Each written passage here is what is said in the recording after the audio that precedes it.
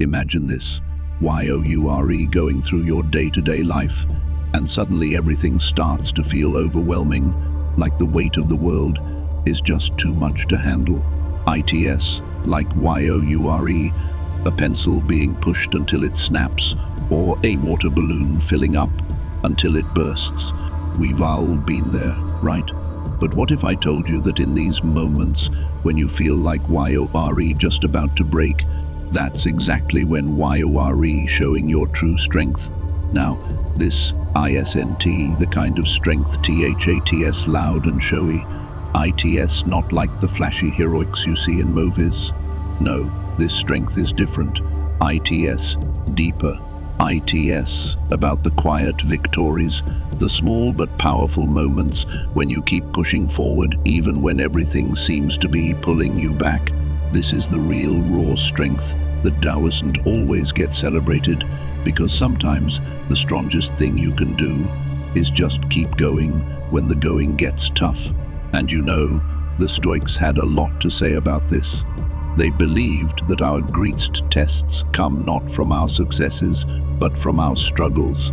They taught that every challenge, every obstacle presents an opportunity to grow stronger, to fortify our character. ITS, not about never feeling overwhelmed or never facing barriers. ITS about how we respond when those barriers appear. Do we let them defeat us, or do we find a way to rise above them? So, as we dive into today's discussion, remember real strength, ISNT, about never breaking.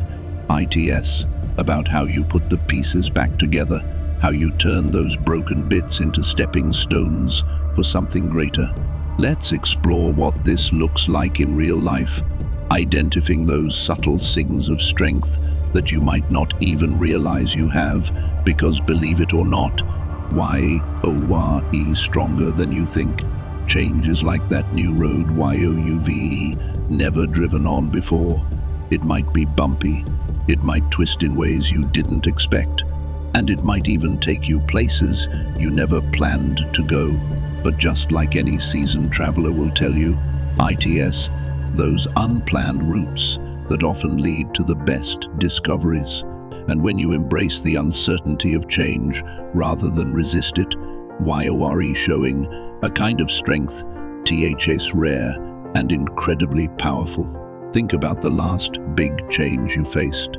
Maybe it was a move to a new city where you didn't know a soul, or perhaps it was a new position at work that pushed you out of your comfort zone. Initially, that pit in your stomach and the sleepless nights might seem like signals of weakness or fear.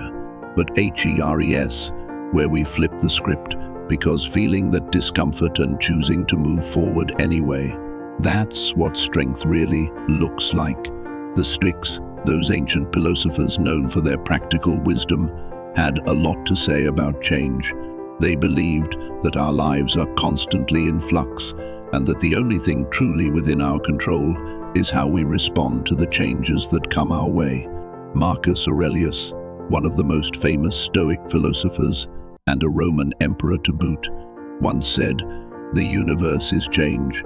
Our life is what our thoughts make it."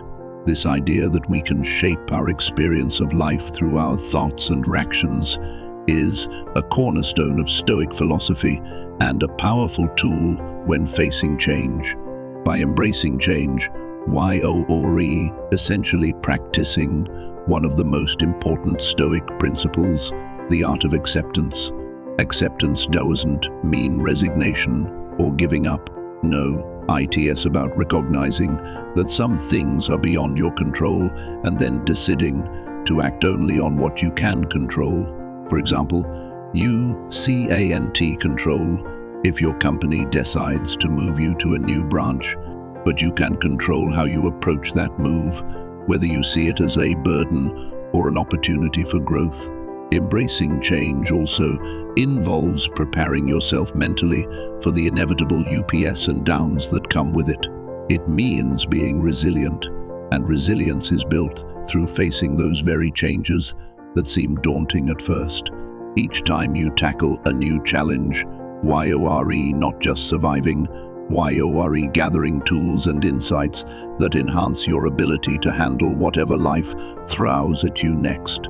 This doesn't just make you stronger, it also makes you wiser. So, the next time you find yourself standing at the edge of a big change, take a deep breath and remind yourself that this is an opportunity to exercise your strength in its purest form. Reflect on the times YOUVE adapted in the past and how those experiences have shaped the person you are today. And remember, like the Stoics, that each change brings with it a chance to reaffirm your values, test your flexibility, and grow in ways you might never have imagined otherwise. There is a common misconception that asking for help is a sign of weakness, that it somehow means YOURE, not capable or independent enough to handle things on your own. But let's clear the air right now. This COULDNT be further from the truth. In fact, knowing when and how to seek assistance is a hallmark of true strength and wisdom. ITS, about recognizing your limits and understanding that collaboration often leads to better outcomes than going it alone. Think about the last time you reached out for help. It could have been something as simple as asking for directions when you were lost, or seeking advice on a project at work that was giving you trouble. Initially, you might have hesitated, worried about how others would perceive your request. But when you did ask, how did it feel? If YOURE, like most people, there was probably a sense of relief, followed by the realization that seeking help didn't diminish your abilities, but rather enhanced them. The Stoics, who were always keen on practical strategies for living well, emphasized the importance of self-reliance, but also recognized that we live in a community with others for a reason. They taught that wisdom doesn't just come from within, it also comes from the collective experience and expertise of the people around us. Seneca, a renowned Stoic philosopher, wrote extensively about the mutual benefits of helping one another. He believed that we grow wiser by learning from others, and that this interchange of support strengthens not only individual character, but the bonds of community as well. Asking for help is an exercise in humility and courage. It requires you to admit that you don't have all the answers, which, let's face it, is the reality for everyone, regardless of how competent or accomplished they may be. It also demands the courage to be vulnerable, to expose your uncertainties or shortcomings. But HERES, the kicker, vulnerability is not a liability. ITS, a bridge to deeper connections with others, fostering an environment where people feel valued and relationships grow stronger. Moreover, when you ask for help, YOURE, giving someone else the opportunity to shine, to share their knowledge and skills. This not only leads to better solutions, but also helps build a culture of teamwork and respect. ITS, a reciprocal process. Today, you might be the one asking for help, but tomorrow you could be the one offering it. This give and take is fundamental to human relationships and is essential for building resilient communities and networks. So remember that reaching out is not a sign of defeat. ITS, a strategy for success. ITS, about leveraging the collective strength around you to overcome challenges more effectively. The Stoics would remind us that no one is an island, and our interactions with others can be a profound source of strength. By asking for help, YOURE not only affirming the INTRCONECTDNDSS of our experiences, but also embodying the wisdom that comes with knowing you don't have to go it alone. Nobody sets out to fail. We all want to succeed, to nail it every single time. But life has a way of throwing curve balls, and sometimes, despite our best efforts, things just don't go as planned. ITS, in these moments, in the aftermath of what we might initially see as failures, that the seeds of growth are sown. It might sound a bit counterintuitive, but true strength isn't shown by how many victories you rack up. Instead, it's revealed through how you deal with setbacks. Let's say you took on a project at work, and despite pulling late nights and pouring your heart into it, the end result didn't meet your expectations, or worse, it flopped completely. The initial sting of disappointment is natural, but what you do next defines your true strength. If you can look past the bruised ego and dissect what went wrong, you're not just failing, you're learning. Each mistake becomes a lesson, a guide to better strategies or new approaches. The Stoic philosophers had a pretty robust take on this. They believed that every external event, good or bad, comes with the opportunity to strengthen our character. Epictetus, one of the leading figures in Stoic philosophy, famously said, "It's not what happens to you, but how you react to it that matters." This mindset encourages us to see what we typically perceive as failures not as disasters, but as invaluable feedback. It's about embracing the idea that our most significant growth often comes from our most challenging experiences. Failure teaches resilience, the ability to bounce back after setbacks, which is a cornerstone of Stoic teaching. It builds a kind of psychological fortitude that can't be shaken easily, because once you've navigated through the low points, you're better equipped to handle future challenge.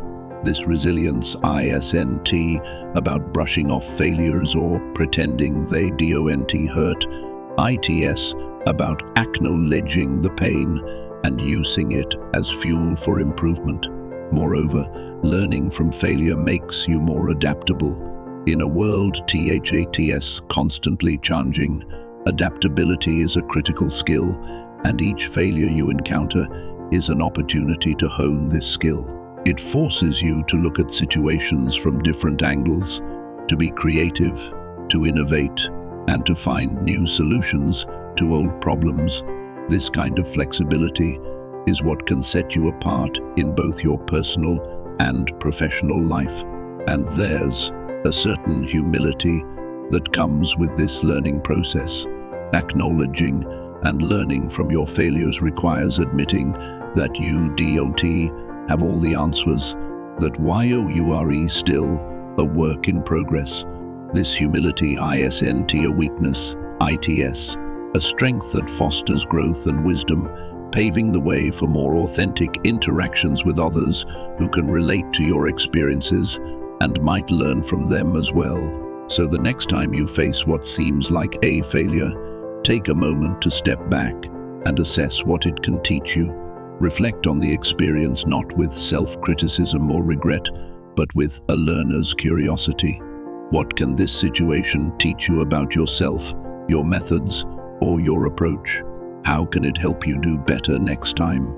This reflective practice not only builds resilience, but also deepens your understanding of life's complexities, making you stronger and wiser. In a world that constantly demands our time and energy, knowing when to say no is not just smart, it's essential for maintaining our mental and emotional well-being. It's easy to think of boundary setting as pushing people away, but in reality, it's about drawing a line that helps you stay true to yourself and your needs.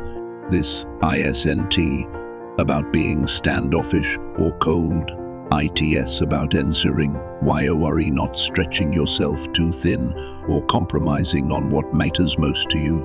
Boundary setting is a profound exercise in understanding your limits and honoring them, which is something the Stoics were big on. They taught that wisdom lies in recognizing what is within our power to change and what isn't by setting boundaries. You actively practice this philosophy. You take control of what you can, which in this case is your time, your energy, and your emotional space. Marcus Aurelius, a Stoic emperor, once advised, "Be tolerant with others and strict with yourself. This means being forgiving and understanding toward others, but disciplined about your own choices and how you let others affect you. Think about the last time you said yes when you really wanted to say no. Maybe you ended up feeling resentful or burnt out. That's a clear sign that your boundaries were crossed. When you start setting and enforcing your boundaries, you might worry about disappointing others. But HERES, the kicker, the people who truly care for and respect you will understand your limits. They will support your need to take care of yourself. On the other hand, those who react negatively are likely benefiting from your lack of boundaries, which isn't a basis for a healthy relationship. Setting boundaries is also about respecting yourself enough to prioritize your well-being. It involves acknowledging that your needs are valid and important. ITS, not selfish to take care of yourself. ITS, necessary. Like Seneca said, if you really want to escape the things that harass you, what you're needing is not to be in a different place, but to be a different person. Setting boundaries helps you become that different person, one who knows their worth and protects it. Moreover, when you set boundaries, you teach others how to treat you. It sets a precedent for what you accept and what you tolerate. This clarity helps prevent misunderstandings and builds healthier, more transparent relationships. Whether ITS at work, with family, or in friendships, clear boundaries make for clearer, more respectful interactions. So remember that ITS okay to say no. ITS okay to put your own needs first. ITS more than okay. ITS vital. Each time you uphold your boundaries, you reaffirm your self-respect and reinforce your capacity to navigate life on your terms. We all have those days when nothing seems to go right. The alarm doesn't go off, the coffee spills, the traffic is worse than usual, and by the time we sit down to get some work done, it feels like the whole world is against us. ITS, easy in these moments to become our own worst critic, to harshly judge ourselves for every little mistake or misstep. But what if instead of beating ourselves up, we chose a different path, one of kindness and self-compassion? Being kind to yourself doesn't mean making excuses or letting yourself off the hook for genuine responsibilities. Rather, ITS, about treating yourself with the same compassion offer a good friend in your situation. ITS about recognizing that being human involves imperfection and that ITS okay to give yourself a break sometimes. This idea aligns closely with Stoic teachings, which emphasize control over own responses and attitudes. The Stoics, particularly Epictetus, believed that tranquility comes from accepting what we cannot change and working constructively with what we can influence. When YORE kind to yourself, YORE essentially practicing this principle. YORE accepting your human frailties while encouraging yourself to grow and improve in a healthy, balanced way. Think about how you react when you face personal setbacks. Maybe you missed an important deadline or didn't perform as well as you hoped during a presentation. If your first instinct is to criticize yourself, try taking a step back and asking, what would I say to a friend in this situation? Often, you'll find that your words to others are much kinder than the words you direct at yourself. By applying the same supportive advice to your own life, you can shift towards a more positive and forgiving self-perception. Moreover, being kind to yourself also means recognizing and celebrating your strengths and successes, no matter how small they may seem. Did you handle a difficult conversation with grace? Did you help a colleague out when they were overwhelmed? These are victories worth acknowledging and can help build self-esteem and a more resilient mindset. Marcus Aurelius, Another Stoic philosopher and Roman emperor frequently wrote about the importance of self-reflection and personal integrity in his meditations. He advocated for a life lived in accordance with nature, which includes our own nature as rational and social beings. This includes the rational management of our emotions and actions, an endeavor that certainly benefits from a compassionate approach to self-evaluation and discipline. By fostering a kinder relationship with yourself, you not only enhance your well-being, but also set a foundation for more effective interactions with others. People who practice self-compassion are often better equipped to empathize with others, creating deeper and more meaningful connections. Life isn't always play by the rules. Sometimes, just when you think you have all your ducks in a row, something changes, and suddenly you're playing a completely different game. It could be a sudden job shift, an unexpected move, or any big life change that demands a quick pivot. The ability to adapt quickly to these changes is not just a handy skill, it's a major indicator of inner strength and agility.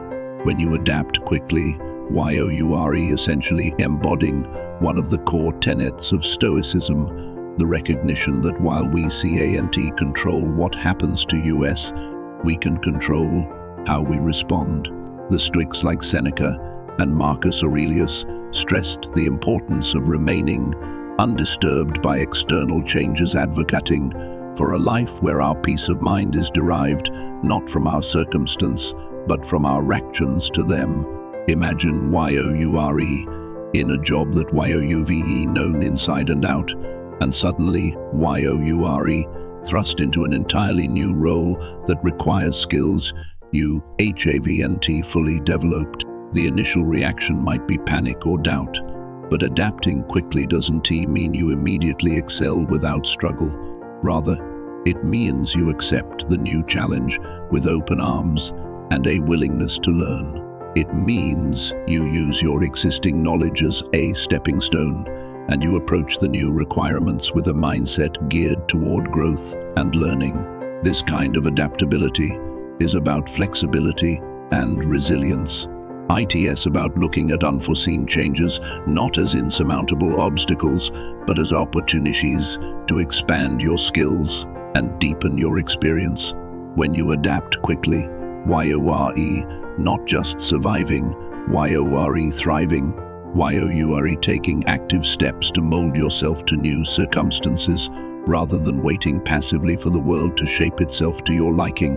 Moreover, quick adaptation is often about creative thinking and problem solving. It's about seeing beyond the immediate inconvenience of change and envisioning how this new situation might lead to new personal or professional growth. This perspective shift is crucial and is very much in line with Stoic philosophy, which encourages use to view every external event as an opportunity to practice virtues like courage, wisdom, and temperance. But it's important to remember that adapting quickly doesn't mean you disregard your feelings about the change. It means you acknowledge those feelings, process them, and then use them as fuel to move forward. This is where the Stoic practice of reflection becomes invaluable. By reflecting on your experiences and your responses, you gain insights that not only help you in the current situation, but also prepare you for future changes. So when life throws you a curveball, take a moment to steady yourself, reflect on your principles, and then move forward with a flexible, open mind. Embrace the change as a path to new horizons, not as a detour from your journey. Each time you successfully adapt, you're not just getting through another challenge, you're building a repertoire of skills and experiences that enhance your ability to handle whatever comes next. Holding on to grudges can be like carrying a backpack filled with stones. It gets heavier with each step, making it harder to move forward. Forgiving those who have wronged us though it may seem counterintuitive, is actually one of the most liberating actions we can take. It frees up emotional space, allowing us to navigate life with a lighter load. This concept of forgiveness aligns deeply with Stoic philosophy, which emphasizes the importance of controlling our emotions and reactions. The Stoics taught that negative emotions like anger and resentment do more harm to us than to the person who caused these feelings. They advocated for a rational approach to interpersonal conflicts, suggesting that we should manage our responses with reason rather than with heated emotions. Epictetus, the Stoic philosopher, once noted that it's not what happens to us that affects us, but how we react to it. From this perspective, forgiveness is not just a kind gesture toward another person.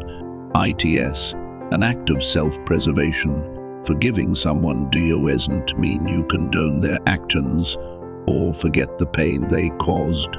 Rather, it's about choosing to let go of the anger and hurt so that you can move on. Think of a time when someone let you down or betrayed your trust. The initial sting is sharp and can often linger, leading to bitterness if left unchecked.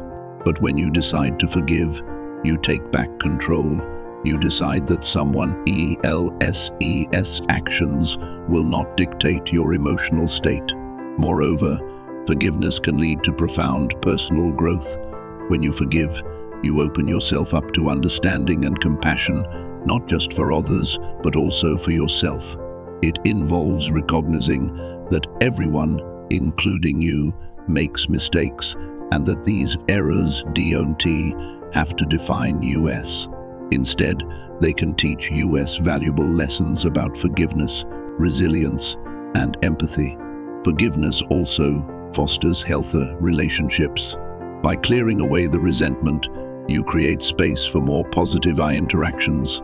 It doesn't necessarily mean that you must continue a relationship with someone who has deeply hurt you, but it does mean that you're not letting past harms control your future connections.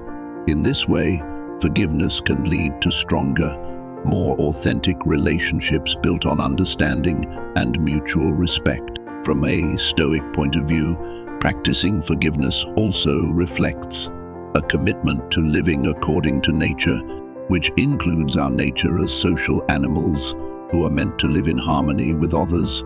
Marcus Aurelius, another prominent Stoic thinker, argued for seeing the best in others and working towards common good, advising that when someone errs, we should teach them and restore them without sarcasm or malice. And there you have it, a journey through the subtleties of strength that often go unrecognized. Remember, true strength is not about how loudly you roar.